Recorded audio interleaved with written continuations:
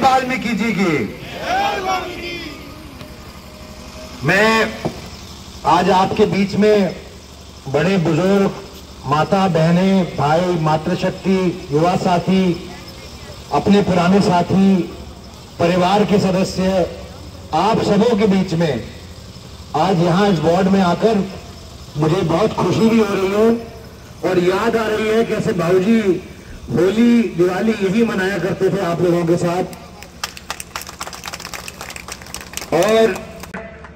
उन्हीं का संदेशा लेकर आया हूं, आपके बीच में आया हूं और एक बात रखने आया हूं।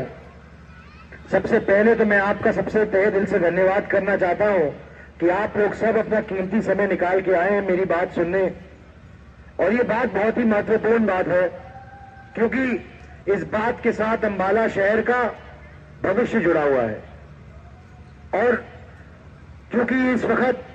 चुनाव का समय है, मेयर का चयन होना है और हमें फैसला करना है कि आने वाले 2 तारीख को कौन आपके शहर का मेयर बने। मैं ऐसा मानता हूं कि अंबाला की जनता ने अपना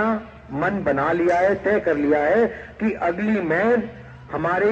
बहन शैलजा जी होनी चाहिए, और आप सबका सहयोग, आशीर्वाद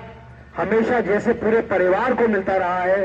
पंडित विनोद शर्मा जी को मिलता रहा है, शक्ति रानी शर्मा जी को मिलता रहा है, मुझे मिलता रहा है, उनको भी मिले, ऐसी मैं कामना आप करता हूं। आपके बीच में ये भी अनुरोध लेके आया हूं। मैं बात करना चाहता हूं अंबाला की, और खास करके अंबाला की प्रगति की और अंबाला के भविष्य की, क्योंकि भविष्य और प्रगति दोनों के बिना पूरे नहीं हो सकते, इसी के पर्यायवाची हैं। और मैं सबसे पहले ये बात आज इस मंच से स्पष्ट करना चाहता हूं कि जिसको भी शक है, शुबा है, वो आकर चेक कर ले। मेरे पासपोर्ट पे, मेरे पार्लियामेंट की कार्ड पे, मेरी हर जगह पर मेरा पता A118 मॉडल टाउन है, था और रहेगा।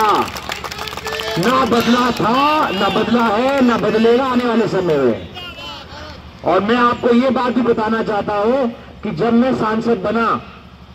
क्योंकि राज्यसभा सांसद किसी एक क्षेत्र का नहीं होता, पूरे राज्य का होता है, मैंने सबसे पहला काम यही किया कि जहां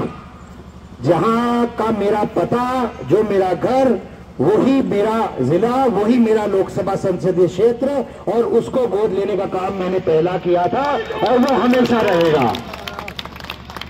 मैं आपको ये भी बताना चाहता हूं कि जिन नीतियों के चलते पंडित विनोद शर्मा जी ने, शक्ति रानी शर्मा जी ने और मैंने, हम सब ने मिलकर ये जो एक पूरे देश के अंदर एक अमूलचूल परिवर्तन हो रहा है, माननीय नरेंद्र मोदी जी के नेतृत्व में एक प्रधानमंत्री के तौर पर, और अब नैब सिंह सैनी जी के नेतृत्व में हरियाणा में, वो एक यज्ञ की तरह आप उसको देखिए। ये एक यज्ञ हो रहा है और इसमें यहां बैठे हुए प्रत्येक व्यक्ति की हमें आहुति चाहिए, तभी ये यज्ञ संपूर्ण होगा, सफल होगा, तभी ये यज्ञ वहां पहुंच पाएगा जो अंबाला वासियों की प्रेरणा है, जो उनकी सोच है, जो मांग है, वो पूरी करने के लिए ये बहुत जरूरी है। और इसीलिए श्रीमती शक्ति रानी शर्मा जी बहन जी के साथ जाकर उनका नामांकन भरवा के आई थी, आप लोगों का आशीर्वाद प्राप्त करने के लिए, क्योंकि ये अंबाला वासियों के लिए, अंबाला के लिए जरूरी है। मुझे नहीं लगता कि मुझे